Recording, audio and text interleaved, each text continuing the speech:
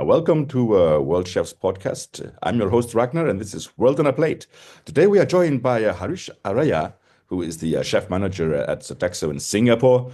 Chef Harish has a long experience. He's an experienced culinary professional, specialized in Indian cuisine, but his passion has earned him several accolades, including at the Food and Hotel Asia, the competition. He competed at the IKA Culinary Olympics with his team there as SATS and the Olympic team, and been in twice nominated Michelin Guide restaurants. Also nominated for the famous World Gourmet Awards in Singapore in three categories: the most innovating chef, Asian chef, and the rising chef of the year back in 2021. And so I really welcome, excited to welcome Chef Harish. Thank you for joining, Chef. How are you doing?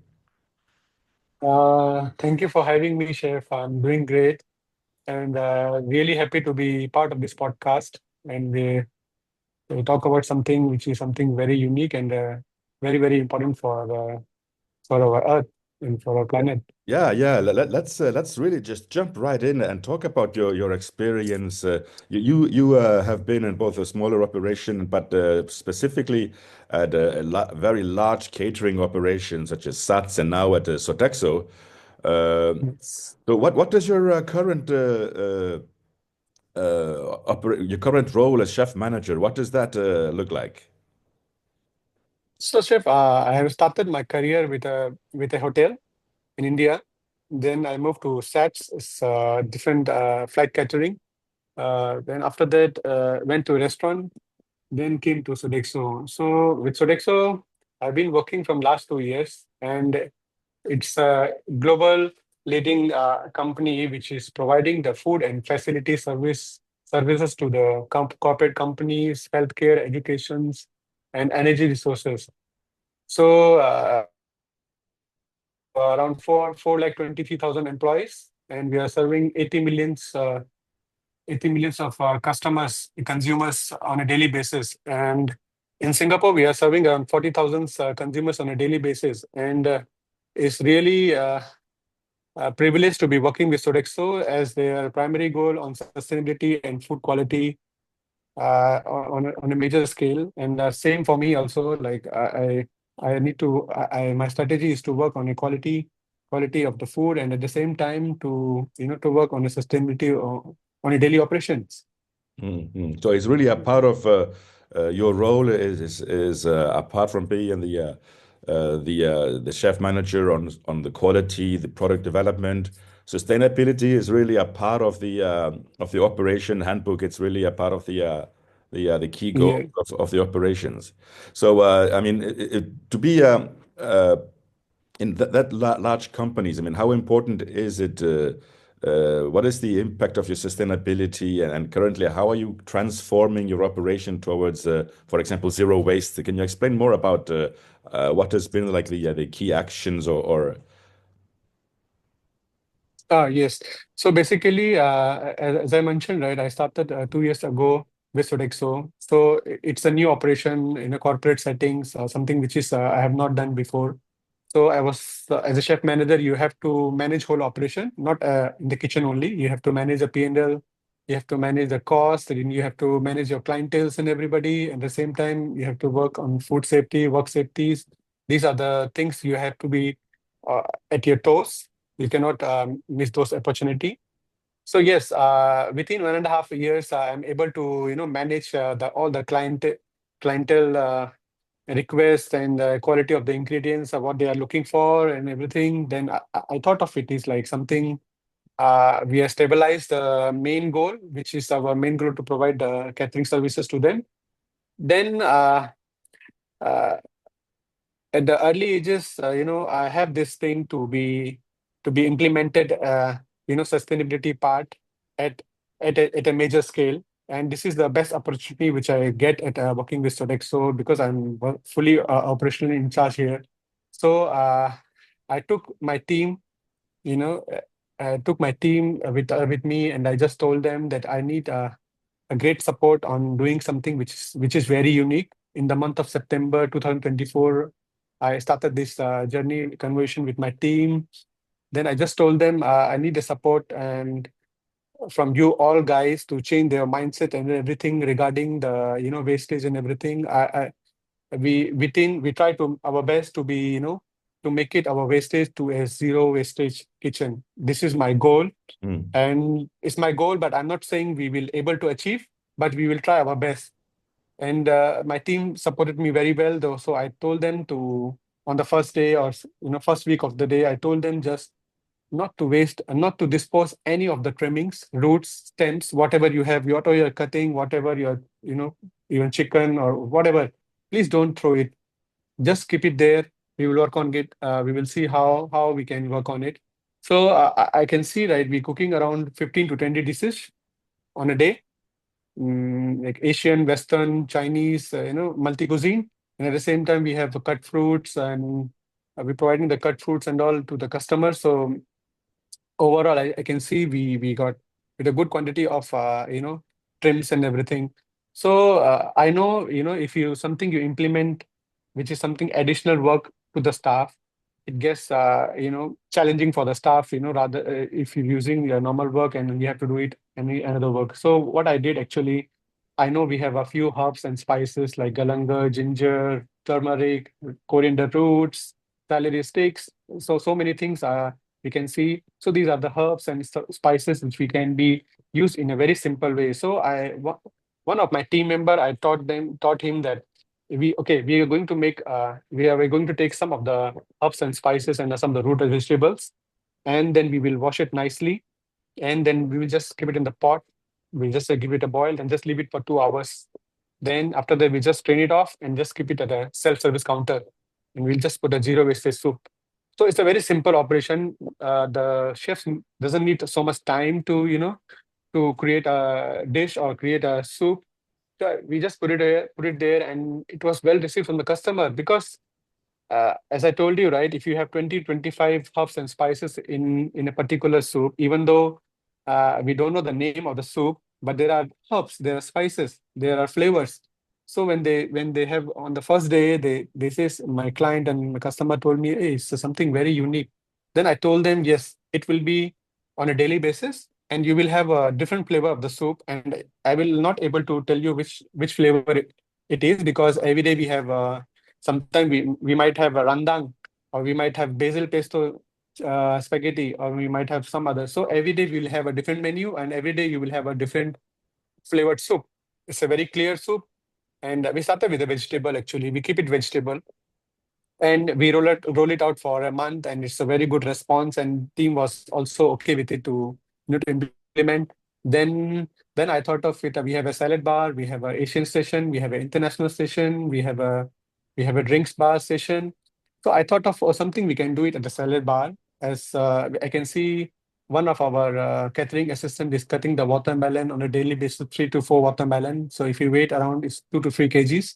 So I can see this watermelon, the outer skin, if you remove it, right, and you will shred it nicely, you will not able to identify, is it a cucumber or is it a watermelon? Uh, so they taste similar. And we have around 15 different toppings at our salad bar, like tomatoes, olives, and spaghettis, or maybe some of the starch vegetables. And so what we did actually, we replaced one of our toppings with our shredded watermelon dish. Like instead of cucumber, we were keeping the watermelon wings, and it was well picked up. And Mm. people not able to identify what is that. It's a vegetable. You're just having a healthy vegetable in it. So it works for me. Then I just roll it for a week. Then I thought of keeping every day the same dish would be very boring for the customer. So what I did actually in India, when I was in India, in Hyatt Regency Delhi.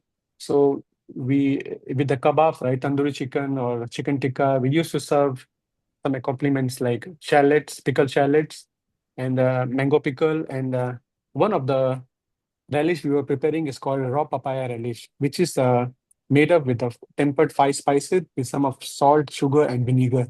So very quick one, 7 to 10 minutes of shredded watermelon skin. You have to just boil in the vinegar and just have to throw the 5 spices on it with the salt and sugar. It will take 7 to 10 minutes. So I just replaced that shredded watermelon with that raw papaya relish. So what it does actually, so people are choosing their toppings and everything. Then after that, they are taking the watermelon relish, and they no need to have dressing, because they're already having the sweet and sour flavor in that particular watermelon pickle relish. Sorry. So we roll it out completely. We roll out every day in our operation. One of the day we have shredded relish, maybe pickle, and then this shredded watermelon, and it works for good for us. Then after that, we saw that we have pineapple. We cut every day pineapple for our customer to, it's like a fruit platter of fruit balls. So I can see there's a pineapple skin every day we have leftover, around 3 to 4 pineapple skins.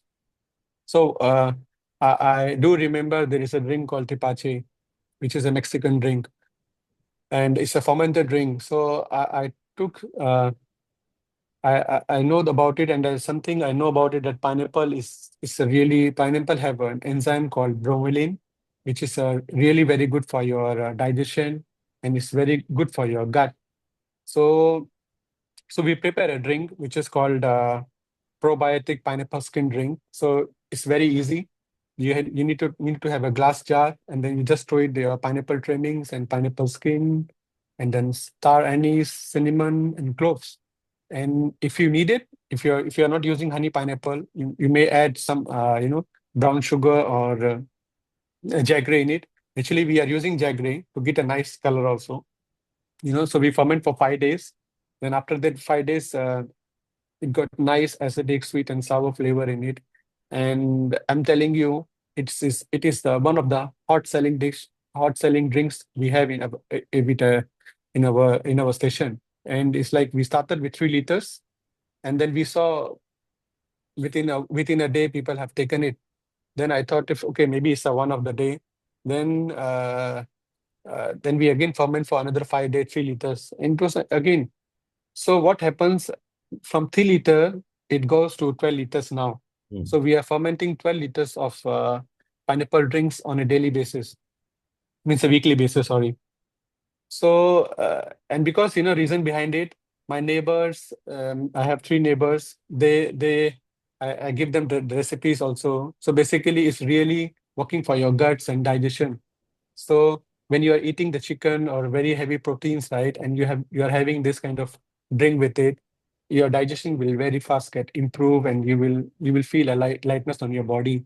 So my customers who have taken the drinks, they are fixed customers. They don't take any drinks. They just go for we have cokes, we have juices, we have a lot of things, but they just have that drink, and we are not selling at a very high cost because it's made up of wastage. We doesn't require so much things in it. So yeah, so that's our third dish which we have implemented.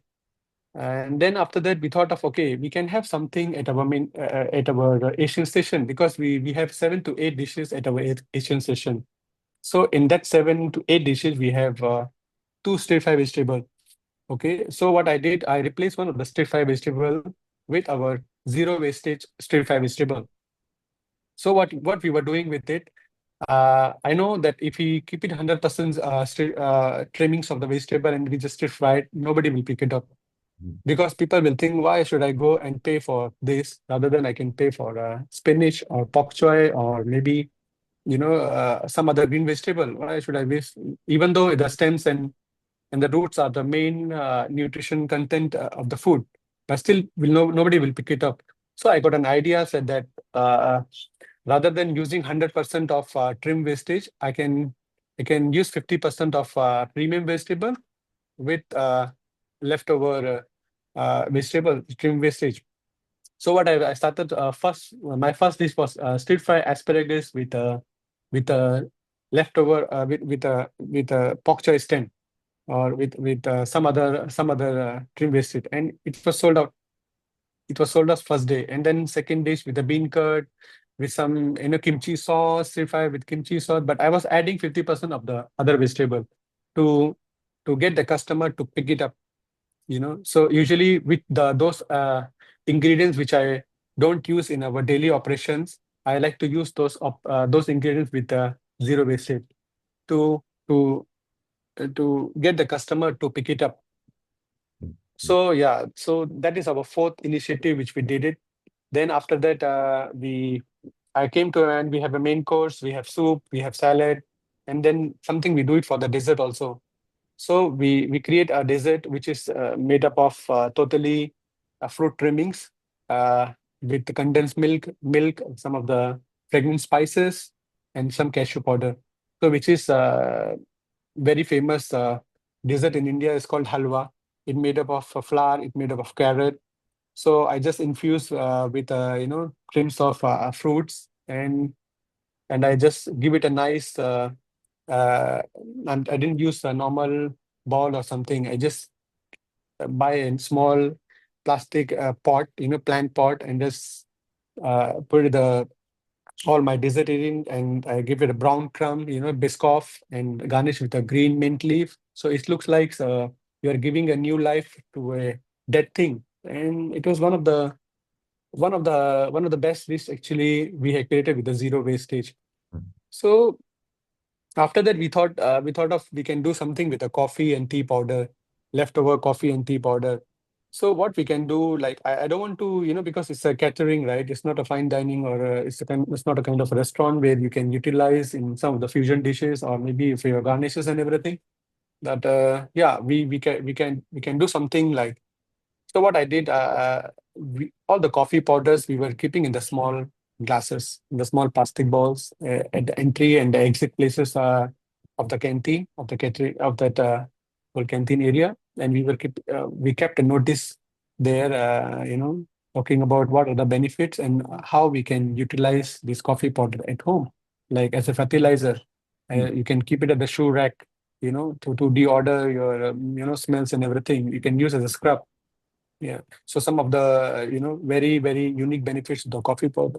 So I can see after dining, people just then going back to they stop for a while there and just pick it up the coffee powder and just. So we have around 250 plus diners every day, and we're keeping 7 to 8 cups of that coffee powder, leftover coffee powder, and people are taking, rather than throwing dustbin, now people are utilizing those things which is going to be in dustbin, and still we have tea powder left over. So every week, 2 to 3 times, there is a gardener which come to our site. We have a nice garden outside. So I spoke to them. Can we use this tea powder in some way? He said, yes, yes. So this is a natural fertilizer. You just give it to us. We can help us to, throw in every week, throw in a different plant. It's a very huge garden here. So in that way, uh, we have able to cut down our trim wastage by 95%, and it's a very very unique thing which our team have done. I cannot believe on my own self actually. Yeah, no, So yes. no, these are Yes. great examples because they are so concrete and very inspiring. Because it's easy to say, yes, we're gonna be more sustainable, but like you have to start thinking outside of the box, and you're giving us great ideas, especially in a large kitchen settings environment, and even inspiring the customers and the gardeners and everybody. You mentioned Mhm. often, the importance of use of spices, and you say curcuma, and you went back to India. So you go back to your own roots when you're testing out these things. So is that something that where you get inspiration from? Is that from your childhood, from your your natural environment kitchen, Mhm. from your Yes. Yeah, if you ask me, like, I'm born and brought up in Delhi in India, and then uh, I can see my mother and father, even my father also, like, whenever she's supposed cauliflower potato is a very traditional and it's very famous dish in India. Every house, every North Indians, you can see that they are very loved with cauliflower and potato. Then I can see my mother get cauliflower with potato and the stems, the stems and she just peel it off with a knife and just throw it in that same cauliflower, and we are having it. I don't know about that term sustainability and all that because I'm very small. So I thought it's edible, right? So we were just eating it. And then same thing, I can see my mother, right, buying because weekly we have a weekly market, weekly vegetable market nearby our house. So every Saturday and Wednesday. So every Wednesday, my mother used to go, around 9 something when there is a when there are almost nobody going for the buying the vegetable, because at that time you get a cheap vegetable, and maybe you have to find nice things, because after that they cannot use that vegetable. Most of the vegetable they have to dispose of, because if they go to other place, they will pack it. It will take a lot of time. So usually they bring that much of vegetables in the street market, which can be finished on that same day. So I can see my mother, nicely identify those, vegetables from the streets and bring it to home. Like, I just give you an example of radish. Radish. So in India, in Singapore, I have not seen actually, but in India, when you buy the radish, right, you will get the radish leaf together. So that radish leaf, my mother used to cook very delicious stir fry vegetable, and I'm telling you, and it's a very basic dish. You take the iron wok, sorry, and then just add in mustard oil, then saute some nice garlic in it, and then just throw the chopped relish and just stir fry on a high flame, and with the rice, some dal, and this vegetable. I'm telling you, it's Mm. super delicious. And yeah, same thing. Like, I have seen my mother, every day we used to boil around 1 liter of milk, and that the cream on top came out, right? So every day I can see my mother, that cream she was keeping at the freezer in one container. She was keeping every day. So once it get 500 gram or 600 gram, maybe around 1 kg within a 15 days. So she take out that thing and just put it in the small wok and slowly cook it up. And then we get a ghee, which is a clarified butter, which we use for our cooking. Mm. And it's really natural. And can you imagine that, the solid parts which is left after the ghee separate, that also my mother used to put sugar nicely and put nicely, roll it to ball, and it is the dessert. Mm. So it's a very simple and basic thing which I can see my mother doing on a daily basis. Like leftover dal, next day, my mother used for the breakfast. It's a very simple thing. Just take the flour and the dal, mix it together, and make it nice paratha. You can have it nice. So rather than throwing, we can use it in the way. Chapati, like, my father used to go early morning walk. Even now also he's going, and even now he's doing the same thing. My mother and everybody, they are doing the same thing. Even now also, if I go to India, I never see my mother throws anything, even though uh, it's a very home cooking. Yeah. So that's, yeah, it's a very basic cooking. So the chapati, we definitely will have a few left of chapati, every day. So the chapati, my father morning walk, we go around and we have a cow farm there. We feed the cow. Right. So at home itself, I never seen my parents, and we are from on an average middle class family, and it's not about sustainability. I don't know about what is sustainability. What I know is that it's a necessity. Mm. It's a necessity for a normal human being. Mm. So yeah, that's the reason when I joined the hotels and culinary industries, right? I can see it's treated as a waste, but it's not a waste. It's a gold. It's gold to be utilized. It's gold to be used. Mm. Mm. Yeah. So I inspired with my family with it Now yeah, for this. yeah, it's really I can see what you're saying. It's yeah, the point from where you go from is not that now it's going to be sustainable, whatever. Actually, for you, it's just a natural thing of thinking like Yeah. that. And Yes. definitely that could be a great inspiration for our industry that has been known to. Well, a lot of chefs say no, we don't waste anything, but they forget about the trimmings and all the things that they could Yeah. utilize, and it's more of a mentality that needs to be changed. Yes. Uh, Correct. Yeah. Yes. That's the thing. Yeah. You said correct. It's about mentality. It's about thinking that I don't know why it came that the trims and the stems are the waste. I don't know. yeah, So yeah, because before that I was a head chef for a Michelin guide restaurant. ADDA, yeah, I did some of the stuff, sustainability, you can say, stuff there also in my platings, and in my competition also have did, but not in a larger scale, not overall. But this is the time I get a full, Sodexo, and my bosses are, give me the liberty to, to just do it what you want. yeah. So yeah, And that's great to have that liberty. And you mentioned, like you said, competitions. So did participating in competition, did they also sort of have an impact into like to remain innovative and what did it bring? Did it bring you something to participate in competition?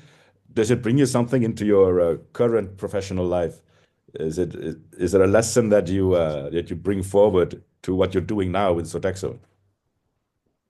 So you mean that the sustainability thing, or you mean like competition, which I didn't get your question, so Yes, sorry. participating in competitions and training for Mm, competitions, is there something that you learn from that, whether it's on innovation or whether it's mm, regarding to sustainability uh, mhm. or not, that helped you in your current role? Yes, definitely. The main reason behind joining the culinary industry is because I love food, and I've seen my mother, father, and everyone, cooking the food. And I don't wanted to have something normal job. I wanted to have something innovative each and every day. So that's the reason I joined the culinary industry. And yes, for the competition, I didn't get a chance. I wanted to create a dishes and everything, but I don't have that exposure. When I came to Singapore, I worked under Rick Stephen in SATS. So he groomed me. He's the one who mentored me on, in every platform. He's the vision. And what I wanted to do it, he totally support me on those. And then I have not, after I came to Singapore, after that, I never miss any competition. I try to capture each and every opportunity wherever I can utilize, even it's FHA, it's Olympics, it's internal FSG SATS competition, or even in the after leaving the SATS at a restaurant, even though it's a very busy 16 hours of working, but still I give my time, after finishing my job after 11 o'clock, I just stay there and do my competition preparation, innovations. You know, this is my thing. So I wanted to do it. So I don't take it as a competition. It's my learning. Every day doing the same 18 items. It's just kind of boring things. So it's not about winning the medals. It's about it's about doing for yourself. Every day when you see the mirror, you must see, oh yeah, today I have learned this thing. Today I have done this thing, and today I made something somebody smile. So this is a very great thing. And the same thing which you're talking about, like as an operation head, right? So as an operation head, because of this competition, keep on participating in the competition and using this innovation ideas. It definitely helped me on sustainability part. And one of the reason I have won few medals and I have reached that level is because I was using that zero wastage or components like which is not to be used, like potato skin is been never been used for eating, but I was gotten a gold medal because chef judges they mentioned this is one of the unique dishes people might have created with the potato skin, but my one was like something like a Indian version of snacks, Hmm. fried Indian snacks, and it was like very well going with the main dishes. So yes, it does help when you participate in the competitions. Yeah, but if you're participating in the competition just for the medals, thinking about I have to be winning medals and everything, no. For Yeah, me, it's learning each and every day, doing something which is not on your daily operations, rather than doing same job.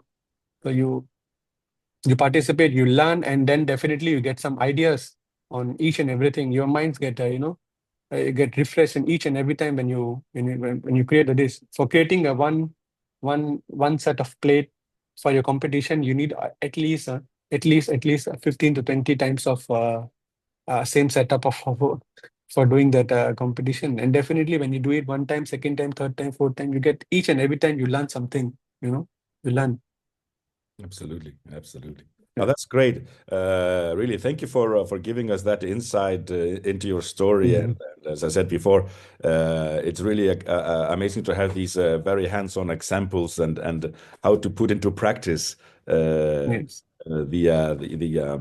the philosophy of being less wasteful in the kitchens, and like sort of your inspiration from your youth. It's yeah, it's a great lesson. And yeah, and again, thank you for that input on the competition. It's so important for young people when they participate, is that they are there for their own learning, and how they can propose them in their career is going to help them during their whole life.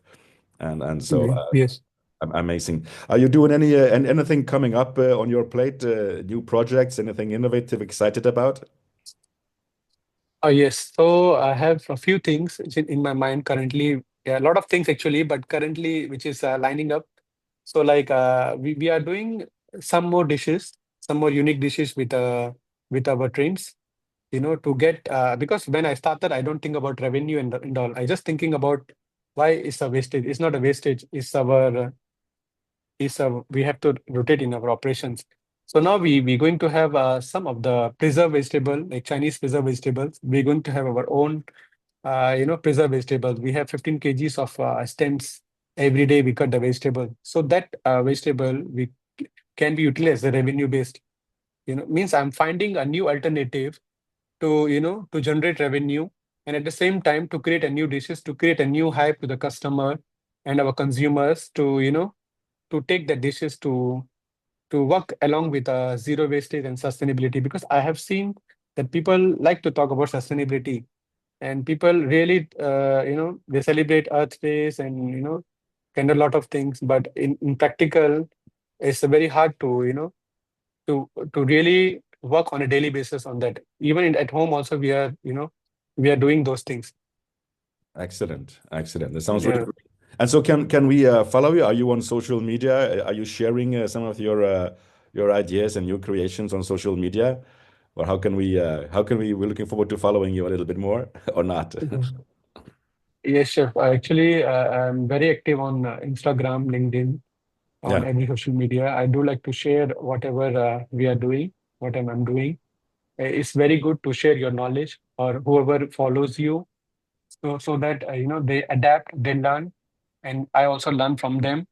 So same thing. So I'm very active on my Instagram, on LinkedIn. I do post each and every day, not about sustainability. At the same time, how to work with the nature. yeah. That is a main objective of me also. Like we creating another initiative like farm fresh table,